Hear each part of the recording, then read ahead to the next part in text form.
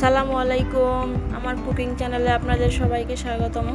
আজকে আমি আপনাদের সাথে পাঁচমিশালি ডাল রান্না শেয়ার করব এবং ডালটা কিভাবে কালারফুল থাকবে এবং দেখতে সুন্দর লাগবে সেটাই শেয়ার করব। তো এর জন্য আমি প্রথমেই ডাল 1 কাপ নিয়ে নিয়েছি।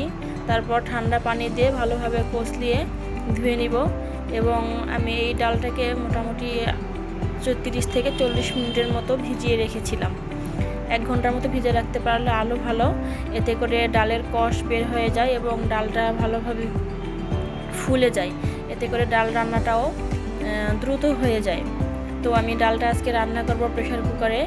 এর জন্য আমি প্রেশার কুকারে ডাল, কাঁচামরিচ, পেঁয়াজ কুচি, আদা বাটা, রসুন বাটা আর তেল দিয়ে দিয়েছি। তারপর প্রেশার কুকারের মুখটা লাগিয়ে চুলায় বসিয়ে দিয়েছিলাম। 5 থেকে 6টা সিটি দিয়ে নিয়েছি। দেখুন ডালটা কত সুন্দরভাবে সেদ্ধ হয়ে গেছে।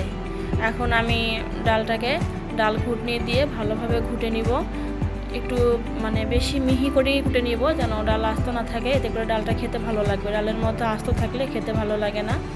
এরপর আমি পরিমাণ মতো পানি দিয়ে দিলাম, দিয়ে আর একটু ঘুটে নিব।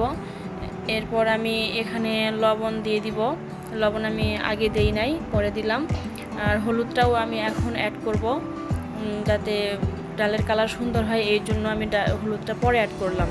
তারপর আমার মনে হলো যে ডালটা একটু বেশি ঘন হয়ে গেছে, এই জন্য আমি আরেকটু পানি দিয়ে দিলাম।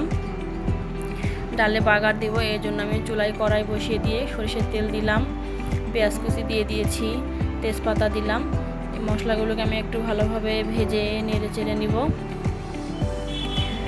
এরপর আমি একটা আস্ত শুকনো মরিচ দিয়ে দিলাম ফ্লেভারের জন্য।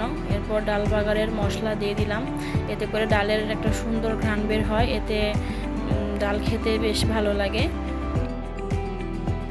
দেখুন আমার হয়ে গেল মজাদার ডাল। এরপর ডালের উপর মশলা ভেজে থাকলে সেই ডালটা খেতে বেশি ভালো লাগে। ডালটা আমার ভালোভাবে ফুটে গেছে আর কালারটাও দেখুন কত সুন্দর এসেছে। তো ডালের কালারের সুন্দরের জন্য আপনারা পরে হলুদ অ্যাড করবেন, এটা করে ডালের কালারটা সুন্দর আসবে, দেখতে বেশ ভালো লাগবে। বাস হয়ে গেল আমার মজাদার ঘন ডাল।